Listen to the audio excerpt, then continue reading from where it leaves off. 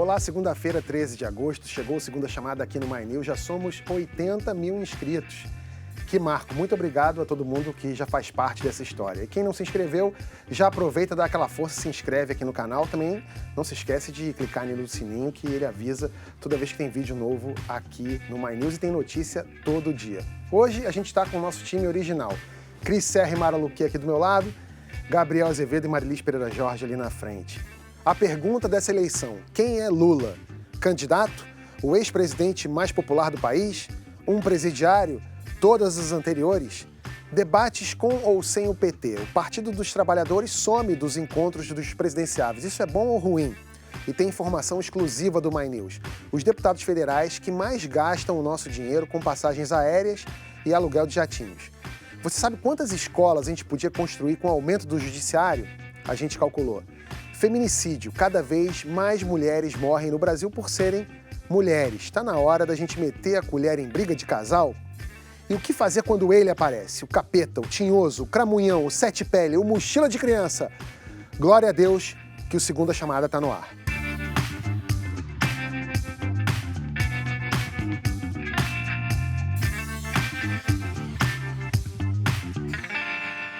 Em 2 dias termina o prazo dos partidos para registrar oficialmente as candidaturas no TSE. Só a partir daí que o tribunal vai avaliar a situação do PT e do Lula. E a expectativa é que essa análise só seja concluída lá pelo dia 17 de setembro.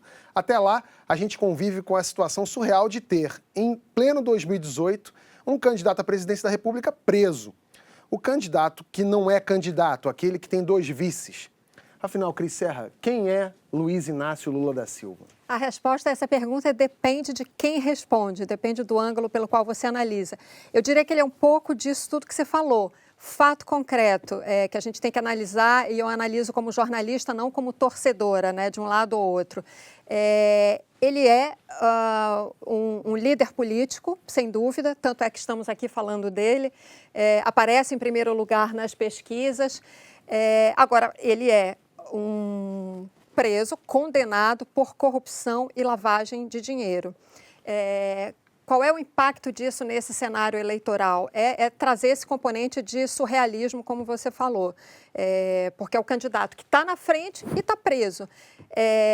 O problema que eu vejo aí da candidatura do Lula e na estratégia do PT de mantê-lo como candidato é insistir numa estratégia que é bastante arriscada, né? Porque até onde, digamos assim, o PT vai querer esticar a corda e manter a candidatura do Lula? Ao que tudo indica, né, como já se fala da chapa triplex, ele, Haddad e Manoela, em algum momento, ele vai ser substituído por Haddad e a Manoela vai ser a vice.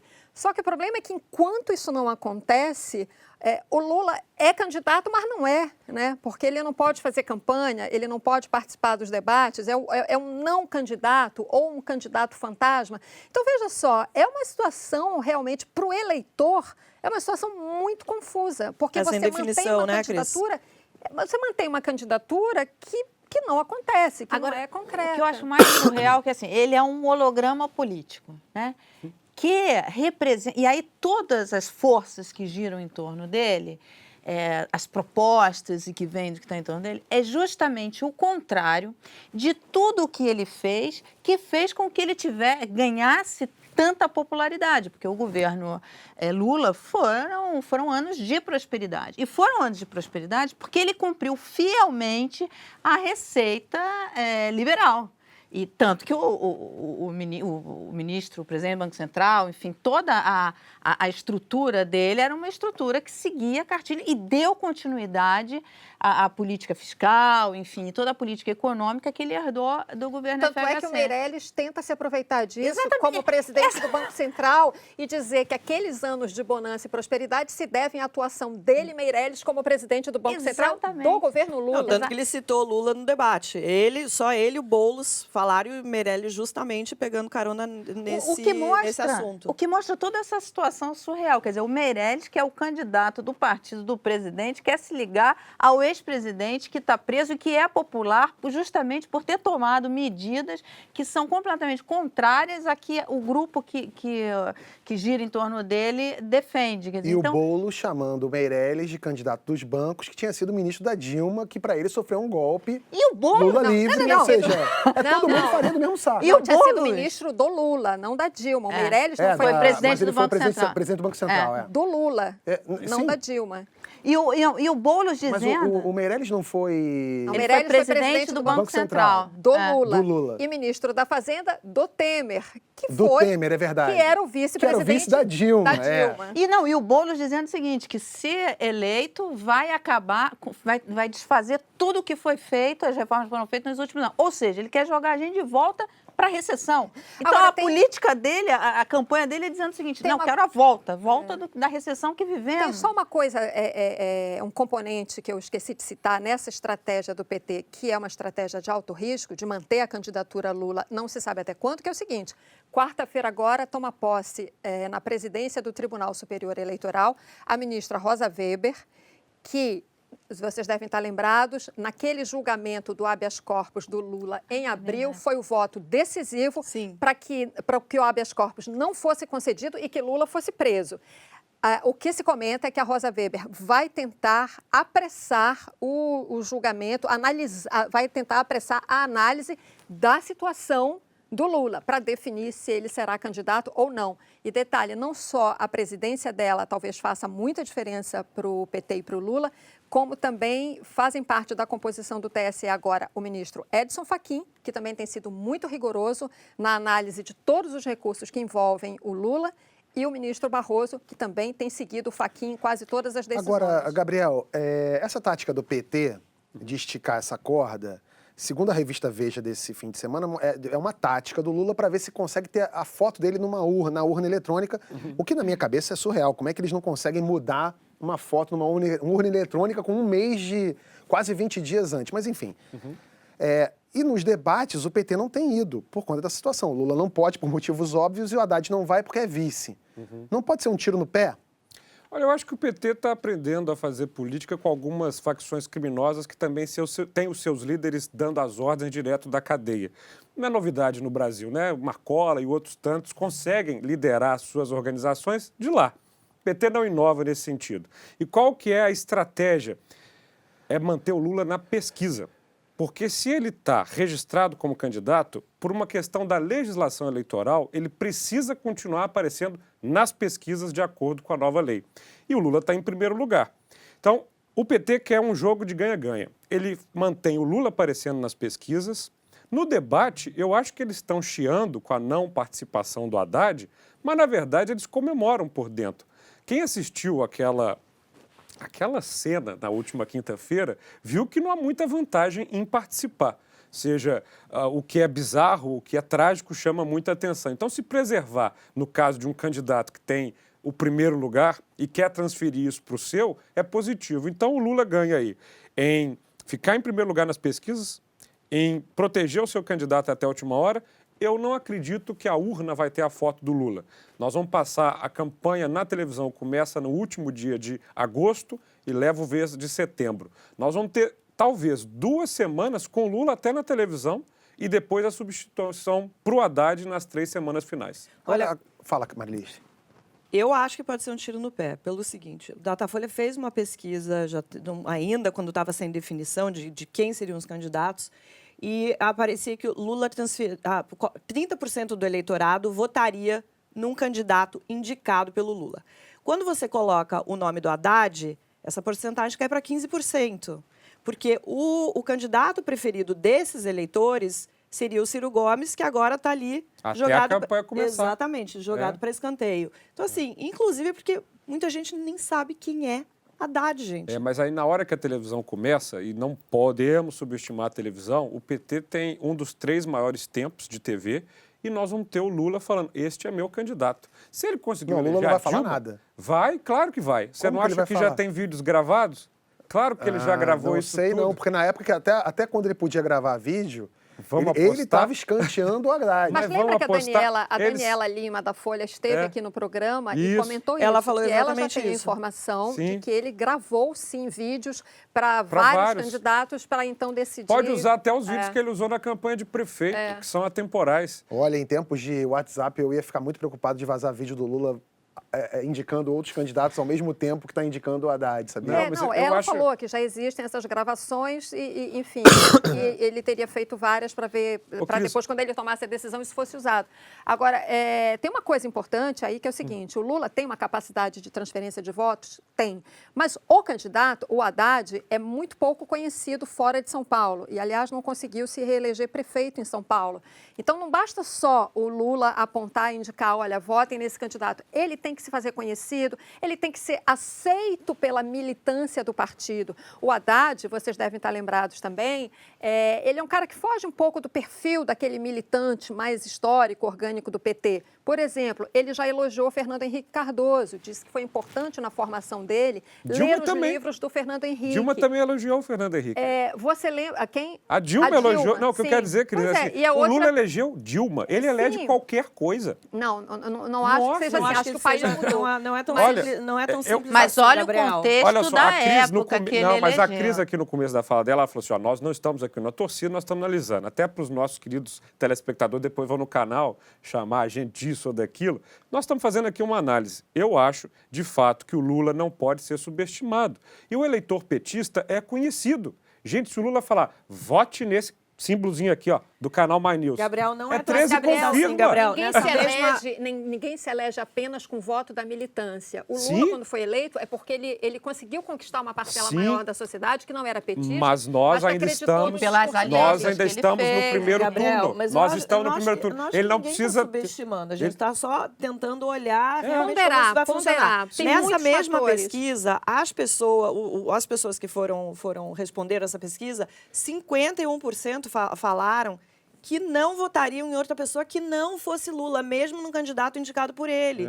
Então, assim, a gente está O olhando... Carlos Augusto Montenegro do Ibope, ele diz que o Lula só consegue transferir no máximo 8% desses votos para Eu alguém. volto Cai àquele- tanto essa preferência pelo E Haddad. numa votação, numa campanha como essa, com tantos candidatos, tão apertada, qualquer percentual vai fazer muita diferença. Exato, esse aqui é o meu ponto, porque nós estamos ainda no primeiro turno. A batalha do primeiro turno é muito diferente da batalha do segundo turno. O que ele precisa nesse momento é estar num segundo lugar ou entre os dois mais votados.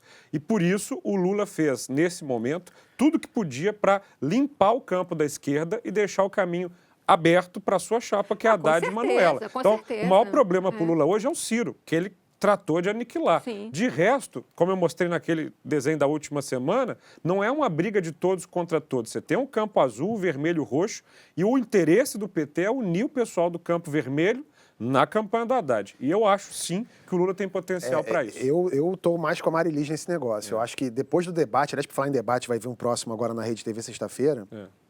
Depois de assistir ao debate, eu fiquei com a impressão que foi péssimo negócio para o PT Ficar de fora. do debate, porque ninguém falou mais disso. Gente, tem um dado importante. Vocês viram o dado de audiência do debate na TV e o dado de seguidores que acompanharam o debate paralelo feito Sim, pelo eu PT? vi. A diferença é brutal. A TV ainda conta, ainda é o principal meio de comunicação Foram 20 pelo qual milhões as de pessoas pessoas se assistindo informam na Band, né? sobre os E Não, mais e era de uma- 10 era uma- milhões online. Era Ou uma seja, estratégia do PT, né, Cris? Trazer essas pessoas para o online ali. E isso não aconteceu. É óbvio que não isso aconteceu. Não Não, aconteceu. não ia acontecer, mas eu acho que eu, pelo menos de todas as campanhas que eu participei, o debate, ele não é exatamente o momento principal, porque aquele momento do debate, mesmo que a audiência seja de 20 milhões de pessoas, não é exatamente o público principal que se almeja numa campanha eleitoral. É uma audiência pequena, mesmo considerando o Muito número. tarde é também, muito né? tarde. O horário. Gente, depois do Mas é primeiro uma bloco, indicação daquilo que a gente tá despenca falando. totalmente. Ninguém mais assiste. Mas no dia seguinte foi o assunto do dia seguinte. É. Todo mundo repercutiu, enfim. até porque o mundo de hoje não é mais o mundo de 4 anos. Então, assim, acabou o debate na Band, e a Band tem uma audiência muito pequena. Sim. Né? É. A Band, ainda mais naquele horário da madrugada. O ali. único debate E aí, que vai é o da acontece? Globo. No dia seguinte, Esse vale muito. reverbera Não, eu muito. não acho. Todo mundo está Eu não falando acho dos melhores exatamente por momentos. causa da reverberação. Então, o debate é importante por quem estava assistindo. assistindo. De fato, o trabalhador que acorda de madrugada para trabalhar não estava lá assistindo, estávamos nós.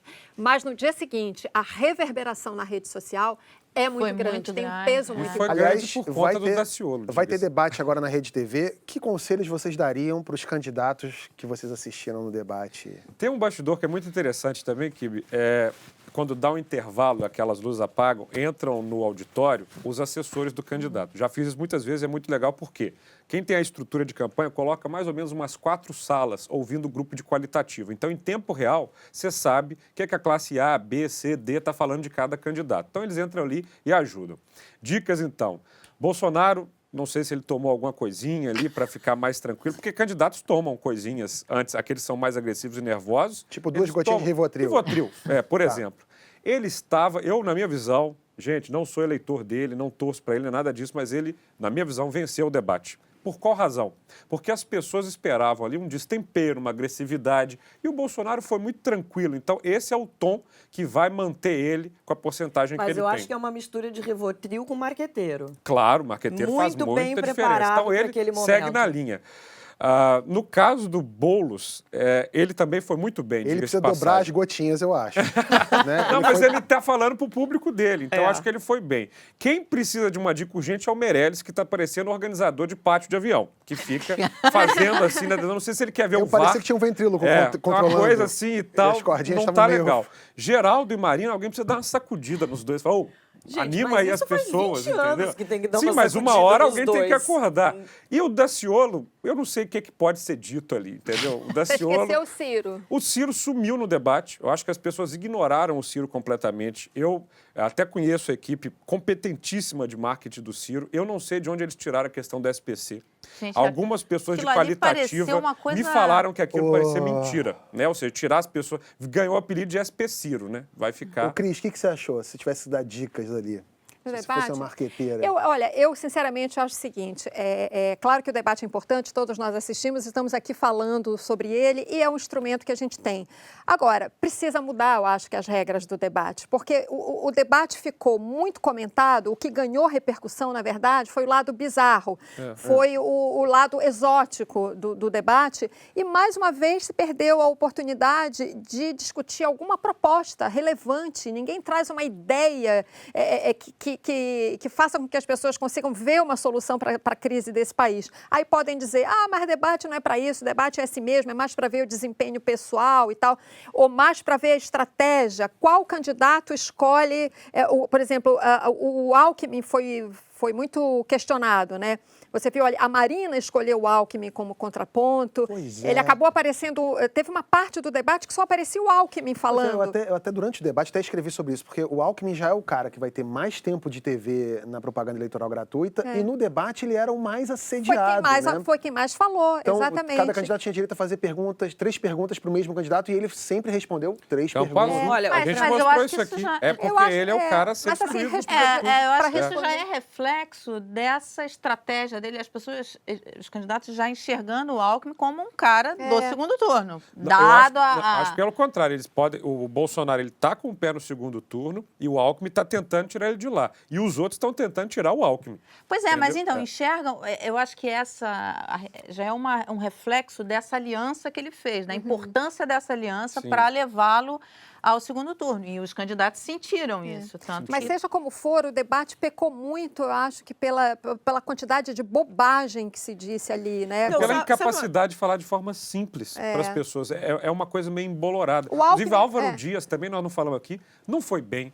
Usando o Moro de muleta o tempo inteiro, vou convidar o Moro para ser meu ministro. Daí a pouco o Moro fala, não vou, acabou a campanha. Olha, como eleitora, olhando aquilo, o que me incomoda é o seguinte, do lado de fora, a gente tem um mundo acompanhando aqueles debates de um jeito muito mais moderno, interativo, com agilidade, as pessoas trocando informação, comentando o que está acontecendo ali. E aí, quando você vai para dentro daquele estúdio, eu me senti vendo um debate de 20 anos atrás. Um modelo completamente ultrapassado, que não informa, não traz nada que faça o eleitor tomar uma decisão em quem vai votar por aqui. Por 2 horas de debate, gente. Pois é, o que restou dessas Não 2 foi horas de dito debate? nada de importante. Restou a proposta do monte de Ciro meme, gente. de limpar o nome das pessoas no SPC Isso foi e a história bizarro. da Ursal, que o Cabo da Ciolo trouxe, que é A uma Ursal. piada. É uma piada É uma a piada Ursal. de uma Ela professora. não existe, de fato. Foi uma professora da UFMG, se eu não Isso. me engano,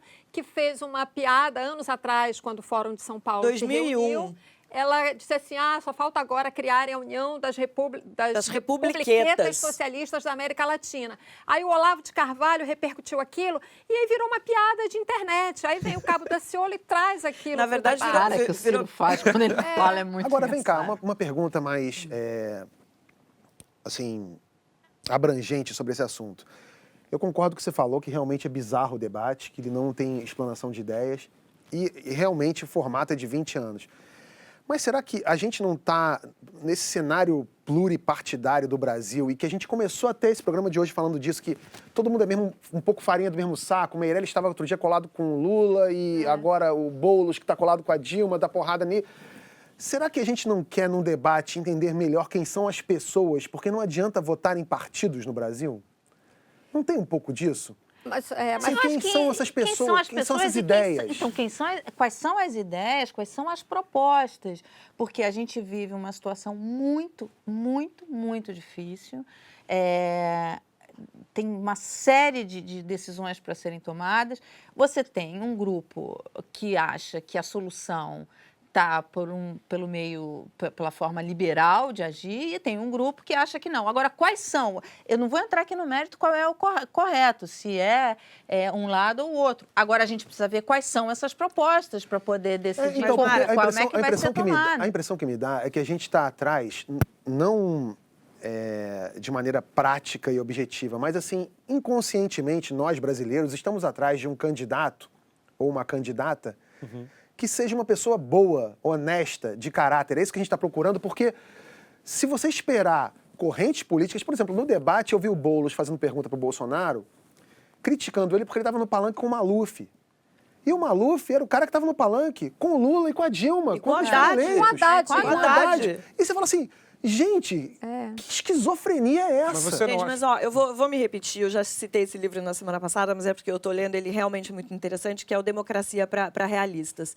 E eles falam, o eleitor não vota em ideias, o eleitor vota no candidato que o grupo onde ele convive já escolheu. Então, assim, esses debates, no final das contas, acabam não servindo para realmente definir o voto de um eleitor. Mas a gente não pode esquecer, Marilis, Eles usam, desculpa. só para terminar, ele usa até uma metáfora que ele fala que a eleição acaba sendo, são 2 autores, que a eleição acaba sendo definida num cara ou coroa. A pessoa não sabe exatamente, mesmo os eleitores que já se decidiram por Lula ou o candidato, enfim, que ele vai indicar, o Bolsonaro, as pessoas não sabem quais são exatamente os planos de governo, até porque Mas não é só eles aqui não no Brasil, falam não. de planos É de no mundo governo. inteiro o Mas voto é emocional. inteiro, tanto que esse É. livro é um livro de 2 Isso escritores faz todo americanos. sentido. Agora, só a gente não pode esquecer um detalhe nessa eleição, particularmente aqui no Brasil, que é o altíssimo número de eleitores que não querem votar, não sabem se vão votar, Sim. não tem candidato, pretendem votar em branco ou votar nulo. Ou seja, é o não voto. Concordo totalmente, Cris, Nunca mas foi tão aí grande que tá. esse percentual. Não E eles acho, serão decisivos não acho que nessa esse eleição. debate, pelo menos nesse modelo que a gente viu no sábado, vai ajudar realmente alguém a decidir em quem votar. Eu acho que o eleitor ele vai decidir quem vai ser uma peça fundamental Eu queria- nessa eleição e nas eu outras. queria É o cabo eleitoral, é o cara que vai lá atrás, é o cara do vereador, do Também. prefeito. Esse Pode cara ser. vai ter um trabalho Sempre ali. teve. Mas eu queria responder muito à pergunta do Kibe no sentido em que nós temos uma tradição histórica brasileira de depositar todas as nossas esperanças no chefe do executivo. Então é sempre o presidente, o governador e o prefeito. E a gente tenta criar ali um exemplo de superpolítico, quando, na verdade, o nosso modelo político depende muito mais do poder legislativo. E eu espero, faço aqui um apelo, como já fiz várias vezes, que as pessoas também prestem atenção no voto para senador, deputado federal e estadual. Eu quero Isso só- conta muito. Quero acrescentar só mais um elemento e até puxar a brasa para a nossa sardinha. Nós que fazemos jornalismo num canal digital, que é o seguinte: eu acho que o modelo de debate nas televisões também, isso que você você falou, de 20 anos atrás, ele meio que fracassou. Ah, sim. Agora, eu entendo o ponto de vista das televisões, porque elas são concessões e elas têm que seguir o que a lei determina. Sim. É. Então, amarra demais, engessa demais. Me dava uma aflição muito grande ver o mediador do debate, o Boechat, toda vez alertando alguns candidatos para que prestassem atenção no reloginho para não extrapolar o tempo. Isso atrapalha quem está falando, isso atrapalha a explicação, às vezes, de uma ideia. Mas, enfim, qual é a fórmula? Não sei. E tem outra que seguir a lei. injustiça, né, Cris? Mas é a questão nós... dos 5 deputados que impediu. Nós temos 13 presidenciáveis, vários não puderam participar. Exato. O próprio João Moedo do que Partido talvez Novo contribuíssem melhor para o com debate. certeza daria talvez uma Exatamente. contribuição maior ali. Agora, num canal digital, por exemplo, se a gente fosse fazer um debate, teria muito mais liberdade para escolher, para As ver, entrevistas para que a gente fez aqui, E aí, né? talvez o formato, as entrevistas que a gente fez mostram isso. E aí, talvez o debate fosse melhor. Um outro modelo de debate que não ficasse amarrado às regras impostas às televisões. Agora, contrariando isso que o Gabriel falou, sabe qual é a figura em que os brasileiros menos confiam? Não é o cunhado. É o presidente da República. Uma pesquisa do Ibope mostrou que esta é a instituição em que a gente menos confia. Por que será, Marilis, que a gente confia tão pouco nessa figura? Olha, do não é presidente? de hoje, mas eu acho que só olhar o índice de aprovação do nosso atual presidente, que inclusive sumiu do noticiário, ninguém mais fala dele. Deve estar Eu comemorando. acho que ele tomou, exatamente, acho Está que ele arrastando agora... corrente lá no palácio. Ele que assumiu a presidência querendo, né, marcar o governo dele pelas reformas e ser lembrado sobre isso. Ele está desaparecido. Acho que a estratégia dele agora é realmente aparecer quanto menos melhor. Acho que tem a ver com isso. Ele aí está no último lugar aí dessa pesquisa, mas atrás dele estão os partidos políticos e o Congresso Nacional. Só Acho que gente não é, boa. não é surpresa para ninguém, né? Agora, tem na outra ponta, quem vocês podem imaginar quem são as pessoas ou a entidade bem na foto? mais Confiáveis? confiável? Sempre apareceu Forças o Exército, Armadas, né? com Bombeiros. certeza. Bombeiros. Aí, ó, Daciolo. Bombeiros em primeiro lugar, Igreja e Polícia Federal. Ou Agora, seja, é o Daciolo. Bombeiros, igreja, né? Vai subir na campanha. agora, o curioso é que do ano passado para cá, todo mundo deixou de ser confiável, pelo menos um pouco aí, aos olhos das pessoas que responderam essa pesquisa. Acho que as pessoas estão realmente com uma sensação de que não dá para confiar em ninguém hoje em dia. Uma Eu sensação acredito. geral Mas de eu acho que é fruto desconfiança, né? desses últimos anos que não foram fáceis. Todo mundo sofrendo muito, perdas brutais, enfim. Perderam renda, perderam trabalho, perderam, enfim. Agora, gente, peraí, eu sei que a gente já terminou de falar de debate, mas o Gabriel lembrou, quando você falou bombeiro e igreja, vocês dois falaram Daciolo. Vocês acham que o Daciolo tira voto do Bolsonaro? Ou, por contraste, por ele ser tão bizarro, pode, ao contrário, pode Eu até acho que, aumentar eu acho que o dá voto? voto para o Bolsonaro. Dá Eu voto, também. né? Eu Eu acho acho que também. com o contraste de Daciolo ali no espectro daqueles 8, algumas coisas que o Bolsonaro fala passam como açúcar. Não, Gente, e o Bolsonaro outra parecia coisa, uma pessoa absolutamente equilibrada. Né? O maluco é o outro. Pois eu também tive essa sensação. E eu acho que o Daciolo vai ser o que toda eleição sempre teve. Na última tinha o Fidelix com o Aerotrem, 89 tinha um Marronzinho. Sempre tem esse candidato que vai servir, infelizmente, de alguém que diminui um pouco mais essa instituição chamada presidência. Agora, um levantamento exclusivo que mostra como os nossos deputados federais gastam bem ou mal, depende do ponto de vista, o nosso dinheiro. Os parlamentares têm direito a uma cota para usar com passagens aéreas. Vale para eles e para os assessores. O Lúcio Batista, da ONG OPS, Operação Política Supervisionada, calculou que desde o começo de 2015, eles já gastaram 180 milhões para comprar passagens. A gente separou os 5 que precisam mais deste benefício. Marinaldo Rosendo, do PP de Pernambuco, gastou mais de R$1 milhão com passagens. O Paulo Pereira da Silva, do Solidariedade de São Paulo, chegou quase lá, com mais de R$923 mil. Daí vem o Onyx Lorenzoni e o Bonifácio de Andrada, os dois do Democratas, e para fechar, o Carlos Sampaio, do PSDB. Para reforçar, o uso do dinheiro público para compra de passagens não é ilegal. Mas R$1 milhão em 3 anos para voar de Brasília para Pernambuco, como é que eles justificam isso, Cris? Olha, o uso dessa verba, como você falou, é legal, né? Eles têm a chamada verba indenizatória e o cotão, que eles chamam, para despesas teoricamente relacionadas ao exercício do mandato. O que acontece com... Eles usaram as passagens aéreas? De fato, sim.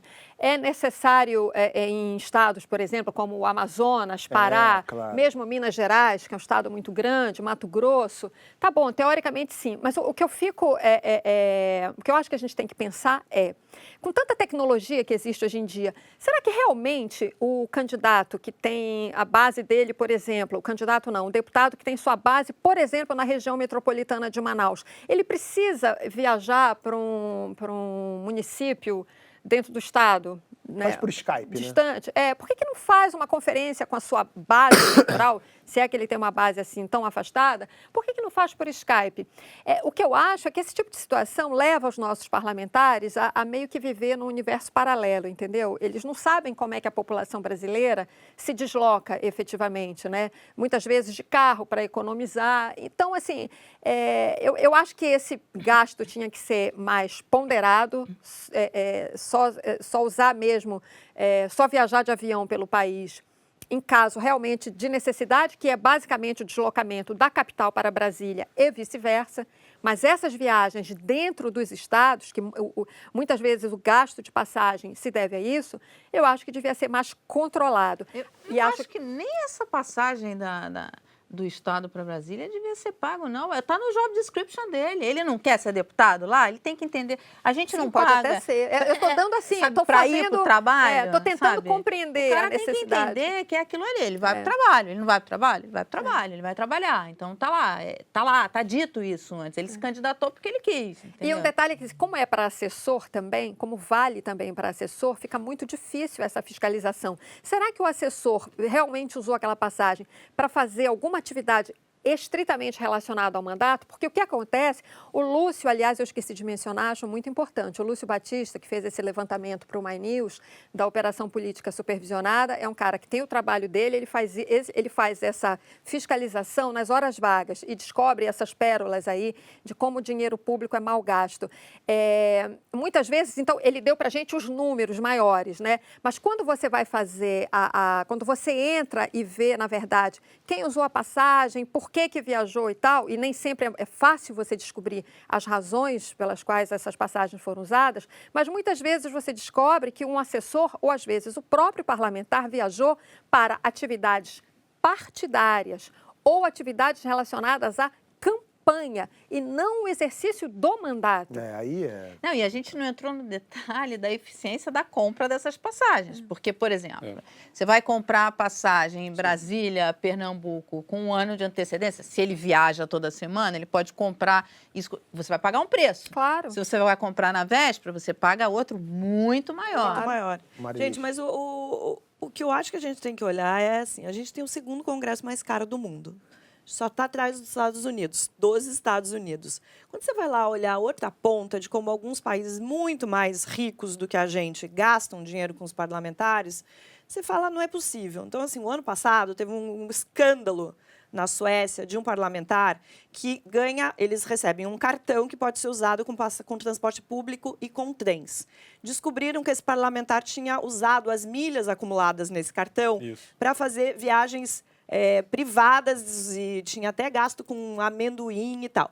Era um valor de R$ 3.800. Foi um escândalo no país. Aquilo ficou nas manchetes dos jornais. Então, assim, quando você olha isso, parece até, né, uma piada, uma brincadeira, como é que as pessoas estão brigando por causa disso. Mas eu acho que a gente está acostumado a viver dentro de números escandalosos, né, num país que é pobre, que não entrega para a sua população. É exatamente isso que você está falando. O uso do dinheiro público, a eficiência do uso do dinheiro público. Eu queria falar uma coisa, o Kibe sempre gosta de me chamar de infiltrado, né? Então sou político aqui.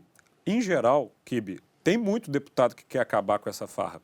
Só que nos congressos, assembleias, câmaras, quem decide como é que é gasto esse dinheiro é a mesa diretora, que precisa ser eleita por uma maioria. Então, assim, o gasto com algumas vantagens é geral. Lá na Câmara, já contei para vocês, cada vereador tem direito a 2 carros com motorista. Eu abri mão, não uso isso, vou de bicicleta.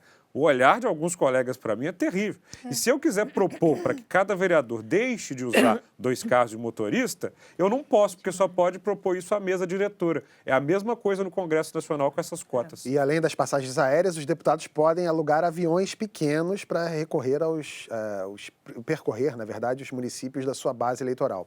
Com isso, eles gastaram mais de 10 milhões de reais. Olha aí, ó. Os 5 maiores gastadores: Átila Lins, do PP do Amazonas, Paz Landim, do PTB do Piauí, Diácobo, do PR do Paraná, e Silas Câmara, do PRB do Amazonas. Tem o Nilson Pinto, do PSDB do Pará também. Os da região amazônica, né, Cris, como você falou, a gente até entende. Mas tem cidade que é difícil você compreender como é que o cara gastou. O deputado paranaense, por exemplo. Andar de jatinho, de avião, né? Jatinho no táxi aéreo Paraná? dentro do Paraná. Pois é. Ele fez um trecho, Foz do Iguaçu, Curitiba, Brasília, em fevereiro de 2017, alugando avião por R$39 mil. Olha só, Mara, nossa produção pesquisou na internet e conseguiu o mesmo trecho, só com voos diretos, e deu um pouco mais de R$1.600, já com as taxas. O mesmo gasto Dos 39 mil dos de jatinho, 39 mil que ele fez de jatinho, ele poderia sairia... ter feito por Antônio, a 1.600 questão reais. é, qual é a justificativa, né? Porque era alguma coisa urgente, aconteceu alguma coisa Eu tão... sei, eles dirão que tem que visitar as necessária. bases, que tem que estar próximo da população, que tem que estar conversando Esse foi o com deputado seus Diácobo eleitores. do PR do Paraná, não é isso? Isso aí, Bia. Olha, é importante ressaltar aqui 2 coisas. Uma que a gente procurou, a nossa produção procurou todos os parlamentares citados e eles não quiseram comentar esse gasto. Mais uma vez, reforçando a falta de transparência, né? Eles deviam se sentir obrigados, eu acho, a dar essas explicações para a sociedade. A outra coisa, o Lúcio Batista, o mesmo que fez o levantamento da OPS, eu recomendo aos nossos seguidores que deem uma pesquisada e sigam o trabalho dele. Ele tem um canal no YouTube também, um site, um blog, enfim, um blog. Com esse trabalho de fiscalização, o Lúcio já conseguiu que parlamentares devolvam recursos para a Câmara de quase R$6 milhões. Eu estou insistindo em falar Tem o disso. Serenata de Amor também, que é uma iniciativa muito boa, que mostra como eles vão gastando o dinheiro. Tem esse nome por causa de alguns gastos ali bem curiosos que eles têm. Pois por é. Eles conta. estão comprando bombom. Sim, então, E- dentre outras coisas. Mas, assim, só para falar que como é importante, assim, que esse acho que isso é um trabalho, assim, de um cidadão preocupado com a democracia, preocupado com o uso do dinheiro público, né? Que democracia não é só a gente votar de 4 em 4 anos, mas fazer isso, fazer esse trabalho de fiscalização, mostrar como o nosso dinheiro é usado e conseguir a devolução dos recursos, que no caso já foram quase 6 Agora, milhões. que o impressiona, Lúcio né, a conseguiu. recusa deles não se justificarem, porque quando a gente olha, eles não se sentem servidores públicos. Exatamente. É, essa Mas é isso tem a ver com aquilo que você estava falando dos países Nórdicos. mais ricos e nórdicos, que têm uma preocupação com isso. É que quando esse cara assume esse papel de ser deputado político num país de primeiro mundo, ele tem a noção que ele está fazendo algo pelo coletivo. É uma função, inclusive, que as pessoas comuns não querem fazer porque é meio chato, né? É aquela você ser síndico do seu prédio. Pô, será que eu quero? Eu tenho que ter uma vocação e tenho que ter um critério ético para é assumir isso esse mesmo, papel. Antônio. Tem um Então, livro você pega, por excelente. exemplo... E aqui no Brasil, não. Aqui no Brasil, o cara que vira parece que quero me dar bem, vou virar patrão. É porque político no Brasil é profissão. Você pega, por exemplo, a Suíça... Nem todos. Mas Mas é a maioria verdade. vê como uma profissão e um jeito de ganhar dinheiro, não só aquele salário. Você pega, por exemplo, a Suíça. Os políticos não só ganham menos do que professores, por exemplo, como as sessões são marcadas no final dos dias, porque normalmente eles têm outra profissão, vão lá, exercem a profissão como deles. o síndico do prédio. Exatamente, e no final do dia eles vão resolver os assuntos das cidades ou do país. Então, assim, eles de fato agem como servidores públicos. E tem vocação. E tem vocação Quero para muito isso. recomendar um livro chamado Um País Sem Excelências, que mostra exatamente É como esse são da os Suécia, parlamentos que fala da Suécia. Suécia. Antes de eu ser candidato, eu fui lá visitar. É incrível. E, aliás, Suécia, Noruega, Dinamarca. o você livro fica- escrito por uma colega nossa, Isso. jornalista, né? A Cristina Valim, que fez Exatamente. Cláudia Cláudia Valim. O livro é excelente, recomendo. Inclusive fala de casos de outros escândalos, Marilis, na Suécia, de parlamentares que foram flagrados assim, porque eles têm que usar o transporte público Sim. lá. E aí eu me lembro de uma parlamentar que usou um táxi. Isso deu perda de mandato, porque a pessoa fica, o parlamentar Usou fica táxi e usou dinheiro público para pagar. Usou dinheiro Pois é, público os para pagar o deputados táxi. os deputados da base lá do Amazonas podiam ir de ônibus para ver a situação das estradas. De O re- barco, né? Que é como as pessoas. O relatório usam. completo desses gastos dos deputados com os comprovantes está no site do MyNews, canal mynews.com.br, o endereço vai aparecer aqui embaixo. essa conversa de gastos públicos ganhou força esses dias por causa do reajuste dos magistrados. Os ministros do Supremo estão, desde 2015, tentando emplacar esse reajuste de 16,38%. O negócio aí é o efeito cascata. Conta pra gente, Mara Luque, para quem não sabe, assim, o que é o efeito cascata? É porque quando ele dá esse aumento, não é só o aumento para ele. Explica que não é a cascata de você mentir para ganhar o aumento. Explica direito. Vai chegar lá na minha cabeça em BH. Não é isso? Exatamente. Ele serve de um teto para o aparato estatal inteiro. Então, na verdade, ele não é só o aumento desses juízes. É aumento desse juiz, de quem está abaixo desse juiz, de quem está Por quê? abaixo, Porque de abaixo. eles são o teto de todos os outros salários. Mas tem um efeito ainda maior. É uma isso espécie daí. de precedente para você dar aumento para si mesmo, para toda a escala que Não, vem mas abaixo. e não é só isso. Ele, de fato, é um teto. Você não pode ganhar mais do que o juiz do Supremo. Então, você tem você aumenta a linha ali a linha d'água. Digamos assim, eles estão no coisa. topo da cadeia alimentar, né? Exatamente. Toda a cadeia alimentar para baixo vai ter um Mas aumento tem um também. efeito maior, eu acho, que é o seguinte, quando faz isso, mostra-se, no momento atual que a gente está vivendo, principalmente, um total descaso com as contas públicas e desordem com as contas públicas. Nós temos um buraco, um déficit para cobrir. Como é que se cobre esse déficit? O Tesouro emite títulos, vende para investidores que emprestam dinheiro para o Brasil cobrir o seu rombo, para o Tesouro cobrir esse rombo. Quando sai uma medida dessa, e todas as outras que mostram essa desorganização das contas públicas brasileiras, o que acontece? Esse investidor que vai comprar o título, ele fala assim, você está me pagando isso? Você está me pagando 6,5, 7, 10? Não, eu quero mais. Por quê? Porque você é tão desorganizado que o risco de eu não receber é maior, está ficando grande. Então, ele não vai pedir 10, ele vai pedir 12, ele vai pedir 15. E, com isso, o custo da dívida brasileira vai aumentando. Isso. Então, quer dizer, a gente tem um buraco para pagar e o custo de cobrir esse buraco vai ficando cada vez maior por conta da desordem da dívida pública. O custo disso tudo pode chegar a quanto, Mara? Assim, qual o valor que isso pode... Incluindo essa... Aí é muito grande, porque a gente está falando de dívida. Mas se de você salário, paga... de salário. Mas a referência que tem dado aí, os cálculos são de 4 bi. Mas o 4 bi é em cima do reajuste. Não entra esse efeito que eu falei do custo da dívida pública, porque isso vai uma coisa muito só maior. Só para esse aumentinho. E aí eu achei patética a frase do ministro Data Máxima Vênia, Lewandowski, que falou, bom, a Lava Jato recuperou 1 bilhão, a gente pode gastar. Nossa, gente, isso é de uma me ajuda aí. Entendeu? A gente Judiciário fala irresponsável. em bilhões com tanta naturalidade, fica parecendo que é dinheiro à toa. Para dar uma ideia do que são 4,5 bilhões de reais, nós pegamos informação do economista Gil Castelo Branco, da ONG Contas Abertas. Olha aí, ó. 4,5 bilhões são 1.272 escolas, ou 2.250 UPAs, ou 2.368 creches. Deixar de fazer essas coisas para aumentar o salário de alguns não é o quê? É falta de senso? É pouca vergonha? Total distorção, né? É falta de cobrança, porque eu acho que se as pessoas seguissem, por exemplo, o trabalho que o Lúcio faz, que o Gil faz, e começassem a cobrar efetivamente, se mostrassem da mesma forma que foram para a rua por causa dos 20 centavos, enfim, por todo o resto, mas se começassem a alertar, porque o Congresso, ele é sensível a essa pressão popular.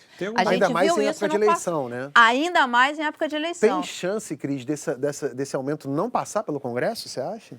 Olha, esse aumento não está concretizado nem aprovado ainda. O Judiciário, né, os 11 ministros, numa reunião administrativa, como eles fazem todos os anos, eles se reuniram e decidiram pedir esse aumento. Placar apertado, 7-6. Vale 7-4. 7-4, perdão. 7-4, agora, mas o detalhe, esse ano o placar foi de 7-4 pelo pedido de aumento. Ano passado tinha sido de 8-3 para não incorporar o aumento. Ou seja, de um ano para outro, houve exatamente uma reversão do placar. 8-3 ano passado contra o aumento, 7-4 este ano a favor do aumento. Acho difícil o Congresso digamos assim, não se sensibilizar a esse pedido. Não é um pedido, é um poder judiciário, que é um poder independente, pedindo o aumento. É um poder... Como é que o legislativo vai dizer, não podemos? Até porque, convenhamos, a gente acabou de falar disso aqui, o poder legislativo também não tem o cuidado que deveria ter com as contas públicas. Sim. Então, acho difícil o Congresso não se dobrar a essa pressão, porque pressão popular conta, mas a pressão do lobby, da elite do funcionalismo público em Brasília conta muito. É isso que eu ia perguntar. O que pesa mais? É a época da eleição em que vai botar esse Congresso em jogo ou esse receio que o próprio Congresso tem de contrariar essa elite do judiciário que está com eles na alça de mira? Pois só tem um detalhe. O orçamento ele pode ser aprovado até o dia 31 de dezembro, portanto, depois das eleições.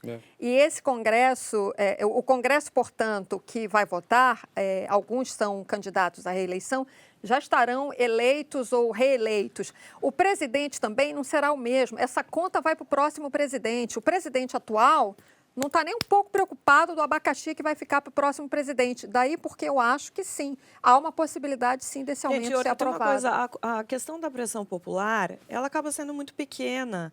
Por quê? Por mais que todo mundo leia essas notícias e ache um absurdo, vai lá nas redes sociais, não tem ninguém na rua. Exatamente. As pessoas foram na rua por causa de 20 centavos porque afetava diretamente o bolso naquela hora. Aquilo ali que a gente mostrou, que várias escolas não são construídas, creches ou UPAs, não é uma coisa imediata no bolso. Então, mas o custo do dinheiro é uma coisa imediata. Exatamente, mas na cabeça da pessoa isso não faz com que ela vá para a rua, Mara. É essa a questão. Lá em Minas teve um movimento chamado Gatos Pingados, porque um vereador reclamou que ia aumentar o salário, porque esse aumento chega lá nas câmaras. Ele falou, aqui pode aumentar porque vai vir meia dúzia de gato pingado. Foi a cidade inteira na Câmara e aí não aumentaram o salário. Agora, a gente sabe, olha como é tão importante, a gente tem falado muito sobre isso, né, Mara? Como é tão importante a discussão do gasto público e como tem tanto a ver com o dia a dia das pessoas. Vocês viram ali, dava para construir 1.200 escolas, cada uma com 400 alunos, estou arredondando os números, por turno. Portanto, cada escola teria 800 alunos, arredondando aí para, sei lá, mais ou menos 1.000 alunos. Aquilo ali dá, com aquele número de escolas que poderiam ser construídas, 1 milhão de alunos na escola.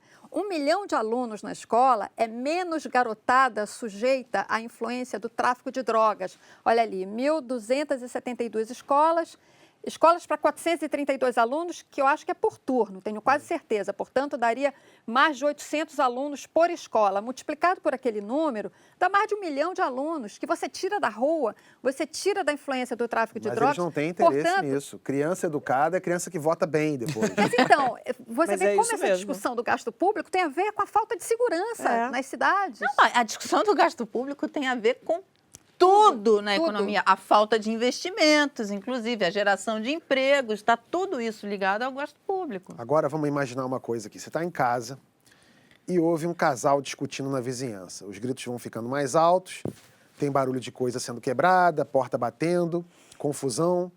Mara, o que você faz? Já fiz, chama a polícia, já fiz isso. Já? Meu apartamento estava em obras e eu estava num flat, enquanto estava em obra no meu apartamento. E aí eu comecei a ouvir no apartamento de cima uma gritaria. Aí eu abri a janela, eu vi a moça com metade do corpo para fora da janela. E aí, na hora, eu liguei para a recepção, falei, chama a polícia, manda alguém lá e tal. Eu fiquei... A cena foi horrível. É uma situação muito ruim, você se sente agredido, inclusive, e você se sente inseguro também. E você, Gabriel, briga no bar, casal brigando no bar, a briga vai aumentando? Já agi também, boate, separei. E depois chamamos as autoridades para dar cabo do covarde. Nesse mês, a Lei Maria da Penha completou 12 anos e a gente continua vendo histórias de mulheres assassinadas por serem mulheres. O Brasil tem a 5ª maior taxa de feminicídio do mundo. Segundo dados do Fórum Brasileiro de Segurança Pública, ano passado foram 1.133 casos. Os especialistas dizem que o feminicídio é a ponta de um iceberg porque antes dele vieram as agressões e sinais que não foram reconhecidos pela família, nem pelos amigos e nem pelo poder público. A gente falou com uma das fundadoras de um aplicativo que conecta mulheres que sofrem abuso a mulheres que querem ajudar. O Mete a Colher já são 9 mil usuárias ativas no Brasil. Oi, sou Renata Albertin, faço parte da rede Mete a Colher, que é uma rede que ajuda mulheres que vivem violência doméstica. Na verdade, a gente é um app que conecta mulheres que precisam de ajuda com mulheres que querem ajudar. E a gente acredita, sim, que tem que meter a colher, sim, nas relações abusivas, né? Então, se você está escutando aquele vizinho brigando, né? Aquele casal que você sabe que já tem um conflito, que você já escutou outras vezes, está numa situação mais grave, liga imediatamente para a polícia, 190. É a polícia, de fato, que tem que chegar nessa hora para resolver a situação. E a mulher que está passando por alguma situação de violência e quer fazer uma denúncia, é importante ela ligar para o 180 ou ir até uma delegacia da mulher. E, obviamente, sempre se mostrar disponível, sempre apoiar, não julgar de jeito nenhum a mulher, porque o processo de um relacionamento abusivo é um processo de vai e volta. É muito complexo, é muito difícil a mulher sair assim de uma relação abusiva no estalar de dedos. Então, é ter muito mais assim, paciência e compreender o processo, que é complicado mesmo, mas que é possível sair. Então, vamos meter a colher nos relacionamentos abusivos. É mais difícil quando esse tipo de conflito envolve uma família? O que vocês acham? Assim, em vez de Olha, ser... Tem filhos, né? É. Quando tem filhos envolvidos, é bem mais complicado, eu acho. Gente, eu acho que durante muito... Primeiro que não se falava desse assunto, né? A coisa da agressão física, a agressão doméstica, era uma coisa que não se falava. A mulher tinha vergonha, a mulher, às vezes, não entendia o ambiente violento que ela vivia, porque nem sempre começa com tapa. Começa com uma violência psicológica, ela vai se envolvendo naquilo e quando vê, está num relacionamento abusivo aí durante 5, 10, 12 anos. Agora, essa coisa de você interferir, a gente aqui tem essa consciência, mas não é tão claro para as pessoas. Semana passada eu escrevi sobre isso, você vai ver nos comentários, muita gente acha que não tem que se meter numa confusão, porque é realmente caso de um casal, que o casal tem que resolver aquilo. Mas a gente vê que quando você não toma uma atitude, quando ouve uma mulher pedindo socorro, eu acho que você se torna conivente daquela situação. Qualquer situação de violência... Que pode degenerar num crime, né? Eu acho que se você pode interferir de modo a evitar o crime, eu acho que deve sim. Qualquer situação de violência que você presencie, pode ser contra criança também, contra animal. Idosos, animal, tem que chamar a polícia. Agora, e a violência não esse se negócio justifica. de você meter a colher também não exige uma polícia mais preparada? Porque são Com inúmeros os certeza. casos de mulheres que vão numa delegacia ou chamam ajuda policial e o agente que chega lá coloca uns panos quentes, tenta dar uma aliviada. Ou trata a mulher como culpada, né? É um processo de exercício do poder que vai se dando aos poucos. É o cara chegar e dizer assim, não sai com esse vestido, tá muito curto. Às vezes a mulher até enxerga isso como, poxa, ele está cuidando de mim, né? Evitando que eu me exponha. São coisas que o marido, o companheiro, enfim, vai dizendo, que ela interpreta aquilo não como um processo de dominação, mas como um cuidado que o homem está tendo com ela, Que é em a questão protegê-la. cultural. Sim, A então... própria frase marido e mulher não mete a colher... Isso, então, mas daí a nossa, dificuldade, cultural. inclusive, de muitas mulheres se reconhecerem dentro de um relacionamento abusivo.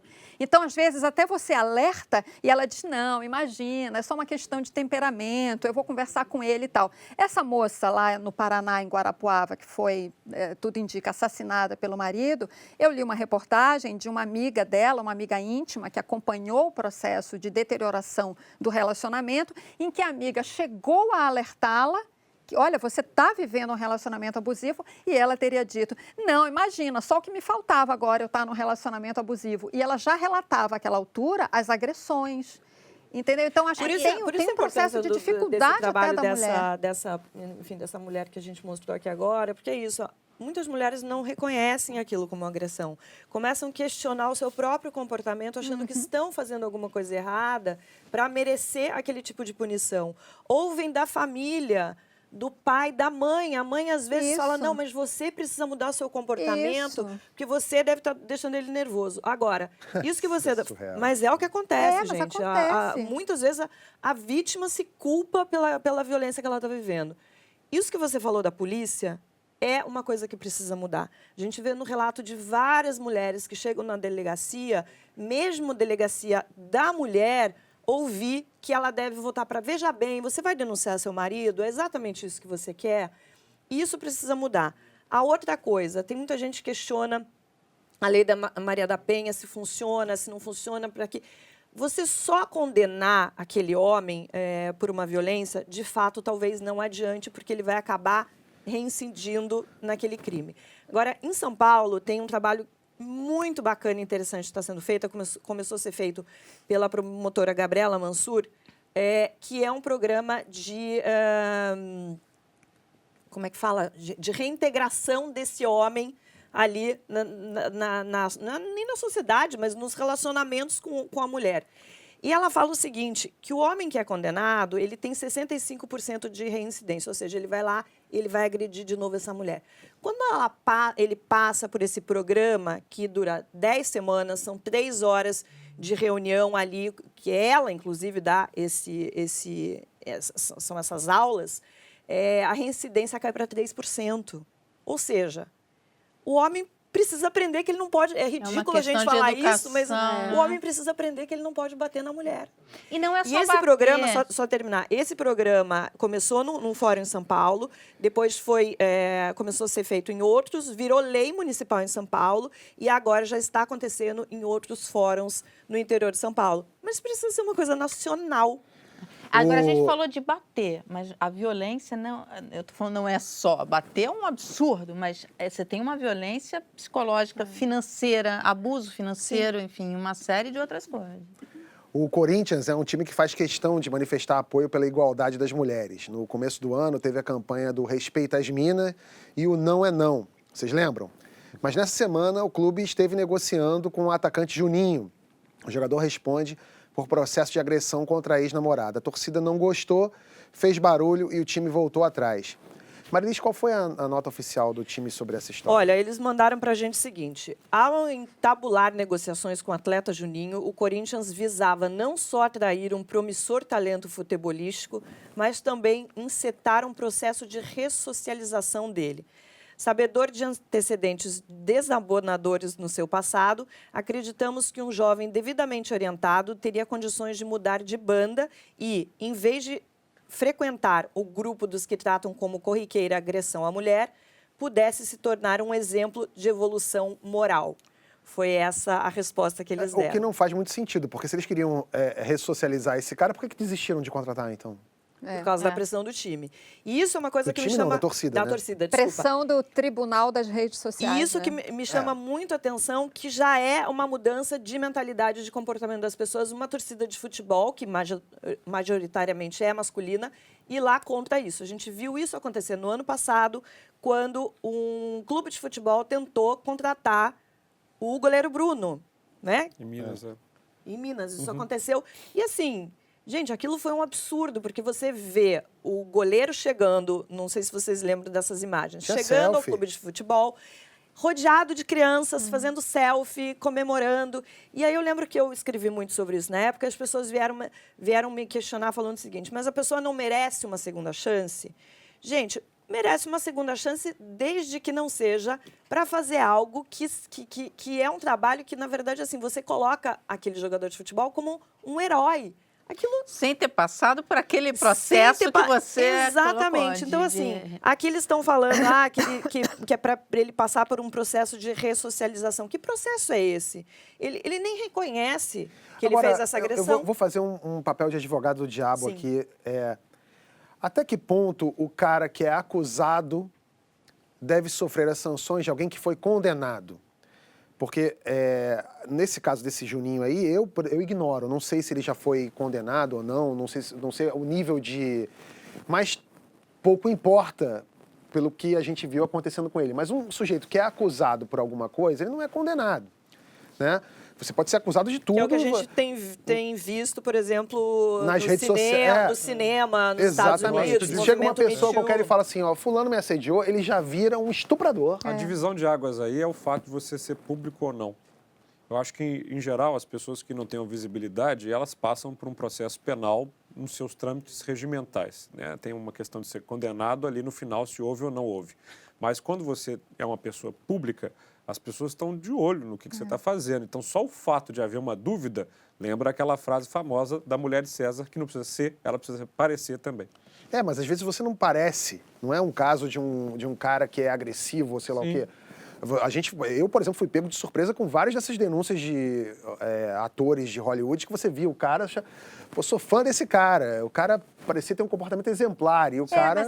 Mas sabe, por exemplo, no caso dos atores, em muitos casos, quando eles foram acusados pelas suas vítimas ou supostas vítimas, eles reconheceram. E aí, quando o cara reconhece... Aí fica difícil não se tomar uma atitude, a empresa, por exemplo, querer se desligar, porque isso afeta a imagem das empresas, isso traz prejuízos econômicos e aí não tem perdão. Esse caso é um caso esquisito, porque o jogador nega, pelo que eu li em algumas reportagens, mas aí o próprio clube agora reconhece que ele cometeu essa agressão, mas eles estavam pensando em ressocializar o jogador, então fica agora... Ninguém contrata jogador querendo ressocializar jogador. Contrata porque o cara é bom ou ruim. O fato é que a torcida teve um peso bastante grande aí para o time voltar atrás.